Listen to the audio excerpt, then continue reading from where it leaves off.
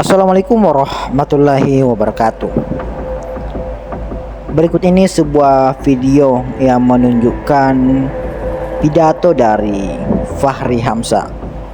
Jadi dalam pidato tersebut dia mengungkapkan akan kehebatan dari sosok dua tokoh besar, yakni Bapak Joko Widodo dengan Bapak Prabowo Subianto, yang mana dalam pidatonya tersebut dia menyampaikan bahwa kita ini bisa melewati banyak cobaan dan krisis yang melanda Indonesia berkat kedua orang ini yang mendapatkan hidayah untuk menyatu, yang dimana sebelumnya mereka berdua ini pernah berbeda, namun akhirnya bersatu, dan itulah yang membuat kita bisa melewati segala bentuk cobaan dan rintangan yang selama ini dihadapi oleh Indonesia.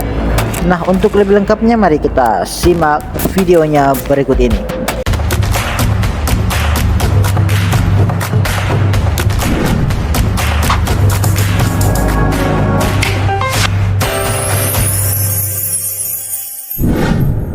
Bismillahirrahmanirrahim. Assalamualaikum warahmatullahi wabarakatuh.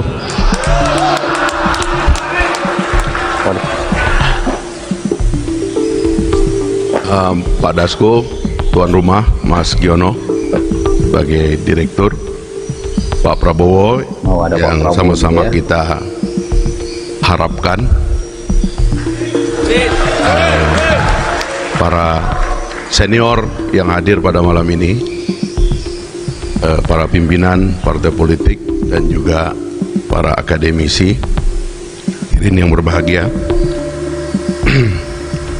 Saya juga tadi Pak Prabowo bilang kamu ngomong sebentar. Saya banyak sekali sebenarnya ingin saya katakan, dan memang forum malam ini penuh misteri juga. Di sesi awal tadi saya lihat mood orang tuh pingin mendengar sesuatu yang agak politik, tapi sangat akademis tadi, luar biasa forumnya. Pak Prabowo tadi menyampaikan beberapa slide dan pandangan, dan khususnya di bidang ekonomi. Jadi saya teringat bahwa Pak Prabowo adalah cucu dari Pak Margono, kemudian anak dari Pak Mitro.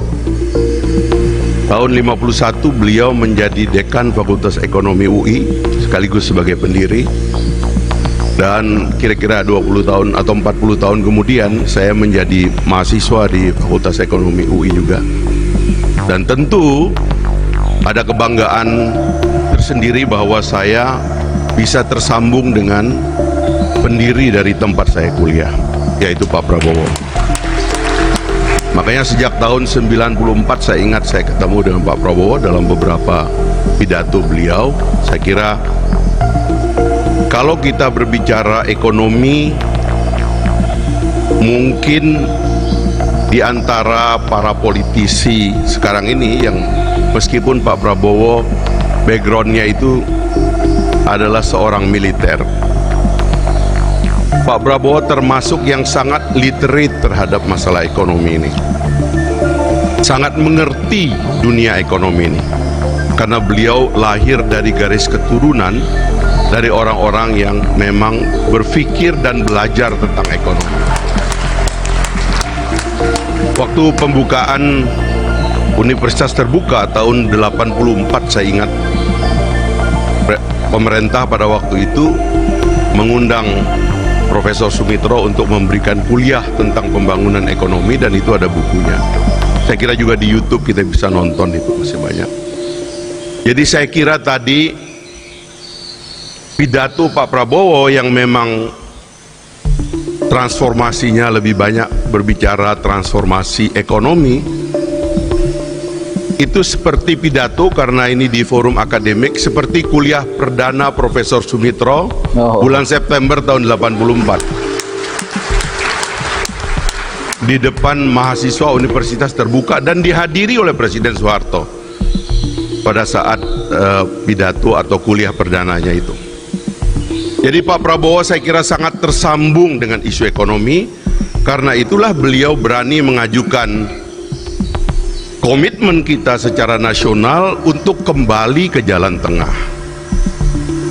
Karena Pancasila adalah ideologi pertengahan.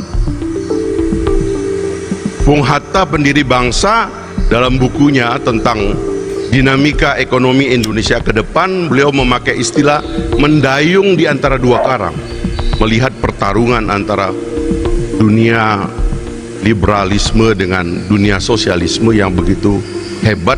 Beliau mengatakan kita mendayung di antara dua karang.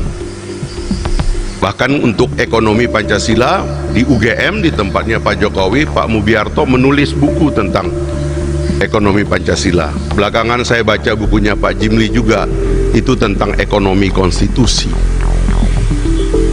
Jadi memang ada banyak yang kita perlukan untuk mengembalikan jiwa dari perekonomian nasional kita. Peran koperasi misalnya di antara yang paling penting yang belakangan kita tidak dengar dan tidak signifikan. Dan saya kira tadi dengan platform yang disampaikan oleh Pak Prabowo, kita akan kembali ke sana. Itu yang pertama yang saya ingin katakan, bahwa insya Allah jalan menuju ekonomi Pancasila mendayung di antara dua karang, ekonomi baru yang kita akan gunakan untuk memperbaiki keadaan kita, terutama ketimpangan, akan menemukan jalannya kalau Pak Prabowo memimpin kita semua. Saya hanya mengusulkan dua hal di bidang ini Pak Prabowo. Yang pertama adalah memang perlu ada penerjemahan teoritis yang lebih kuat, dan saya kira kita banyak ekonom yang bisa melakukan itu, karena ini bukan pikiran baru. Tadi saya katakan Bung Hatta menyatakan itu, beberapa guru besar menulis tentang itu, ya. Tadi saya katakan Pak Jimli juga menulis tentang itu. Bagaimana mengkonstruksi ekonomi Pancasila dalam kebijakan moneter dan fiskal yang lebih real, saya kira itu tantangan teoritis yang harus kita kerjakan. Dan tadi tim yang disebut oleh Pak Prabowo tentu akan berbicara menuntaskan ini sebelum masa 2024 nanti.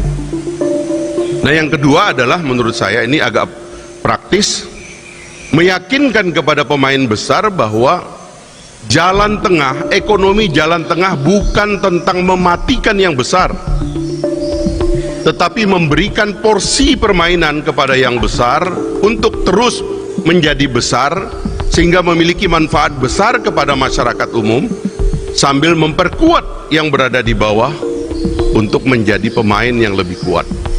Saya mengatakan ini karena dari forum ini saya tidak melihat ada wakil dari pemain-pemain besar ini Pak Prabowo. Kebanyakan kita ini UKM di sini saya lihat ini. Tapi saya khawatir kalau yang besar ini salah paham kepada Pak Prabowo, nanti mereka takut kehilangan hartanya. Katakan kepada mereka, ekonomi Pancasila jalan tengah bukan tentang mengerdilkan yang besar, tetapi dengan menguatkan tulang punggung masyarakat banyak kita, karena itu adalah basis bagi pertumbuhan dan kekuatan nasional kita ke depan.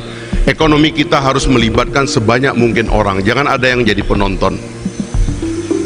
Karena itu saya mengapresiasi terminologi yang dilahirkan oleh Pak Prabowo tadi. Mungkin ini terminologi yang secara keras dinyaringkan malam ini dan akan menjadi terminologi politik dan juga mungkin terminologi akademik, yaitu Jokowinomics. Saya lebih baik mengatakan Pak Prabowo, Jokowinomics itu adalah, kalau kita mau lengkapkan, karena di antara semua anggota kabinet yang saya lihat agak matang memberikan argumen kepada apa yang dilakukan oleh Pak Jokowi, maka Jokowinomics adalah Prabowonomics.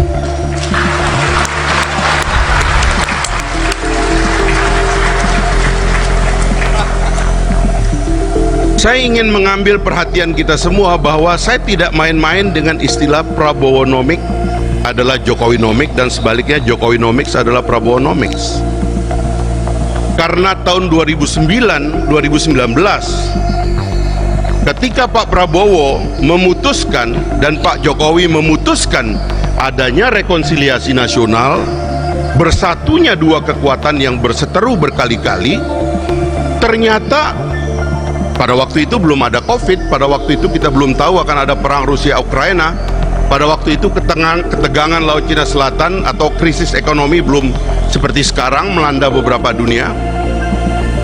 Tetapi kemudian alhamdulillah dua tokoh terpanggil jiwanya untuk mau duduk bersama dan melakukan rekonsiliasi besar sehingga terjadi kekompakan yang luar biasa yang menyebabkan kita lolos dari krisis, menghadapi COVID, bahkan sekarang ini kita menghadapi ancaman dari adanya instabilitas global karena perang, adalah karena dua orang ini menurut saya mendapat hidayah dari Allah untuk menyatu. Iya. Itu tidak gampang Pak, dan jangan dianggap main-main. Kita sebagai bangsa ini punya catatan. Pak Prabowo tadi juga mengatakan kita kurang menghargai orang dan sebagainya, ada catatannya. Bahkan saya mengatakan, saya melihat di dalam sejarah dari generasi ke generasi kepemimpinan terputus. Bahkan kalau dari zaman penjajahan dulu atau dari zaman feodal dulu, bahkan sisa-sisa kerajaan kita hilangkan. Dari penjajahan dulu, kemarin saya lihat ada riset di media tentang kenapa sisa-sisa Belanda di Indonesia nggak ada.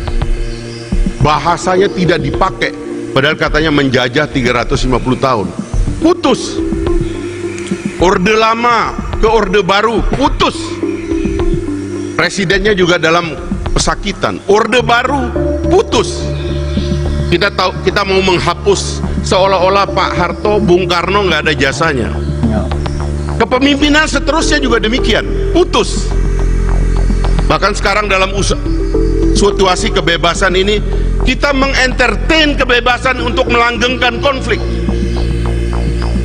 Tetapi alhamdulillah Pak Prabowo dan Pak Jokowi bersatu dalam satu kekuatan, kemudian mencoba menyatukan elit Indonesia.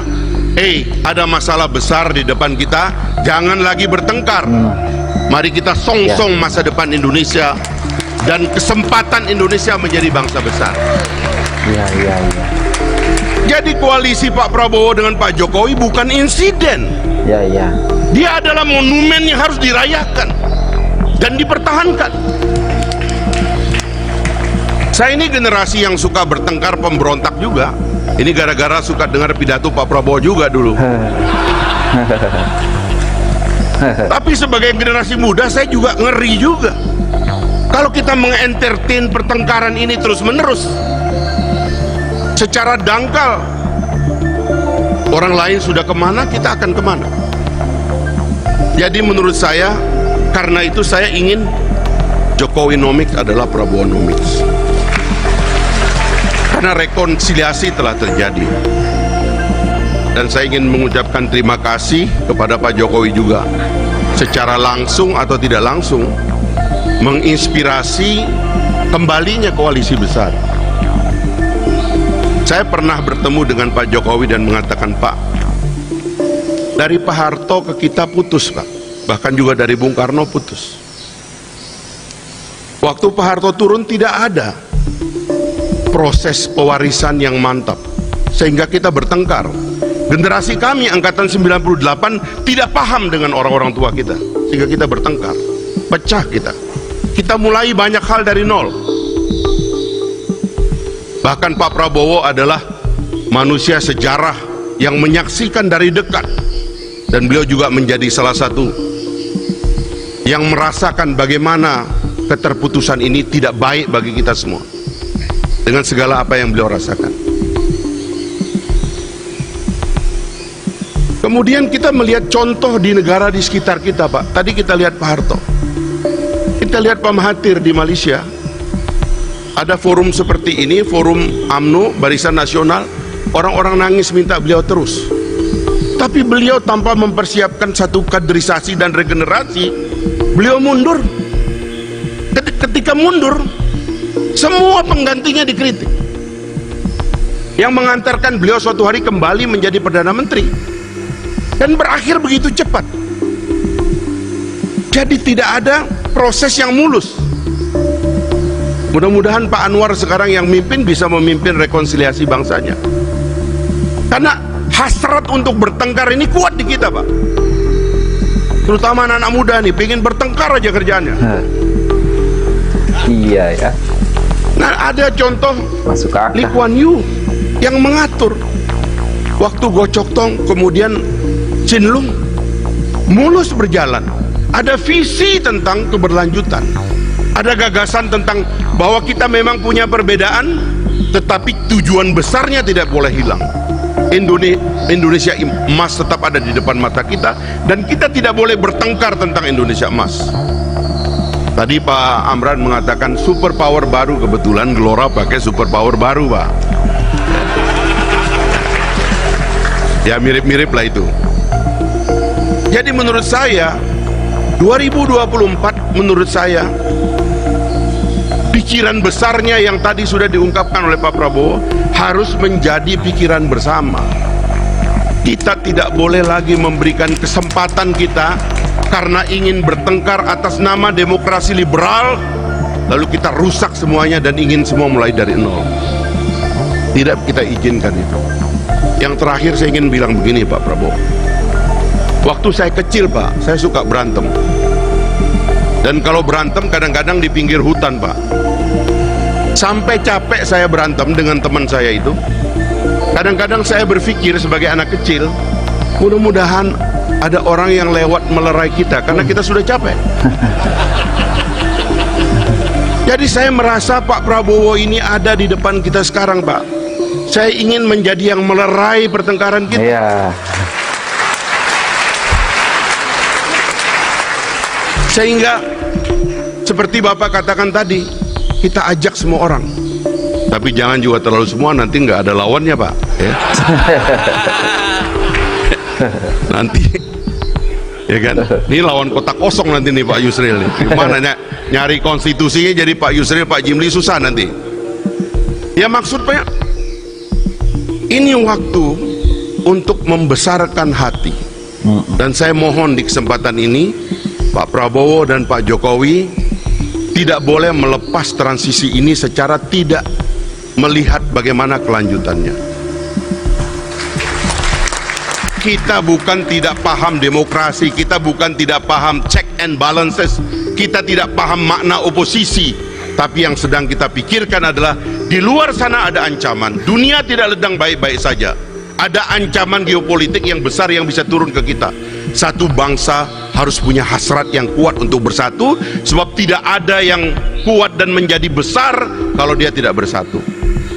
Maka Pak Prabowo, kami yang muda-muda ini alhamdulillah melihat apa yang terjadi sekarang ini.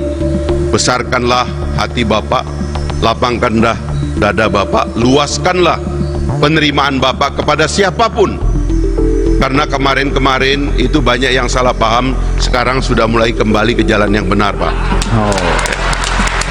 Mudah-mudahan lancar jalan Bapak insya Allah menuju kepemimpinan untuk Indonesia yang kuat, karena insya Allah kita akan menjadi super power baru di dunia ini. Terima kasih. Assalamualaikum warahmatullahi wabarakatuh.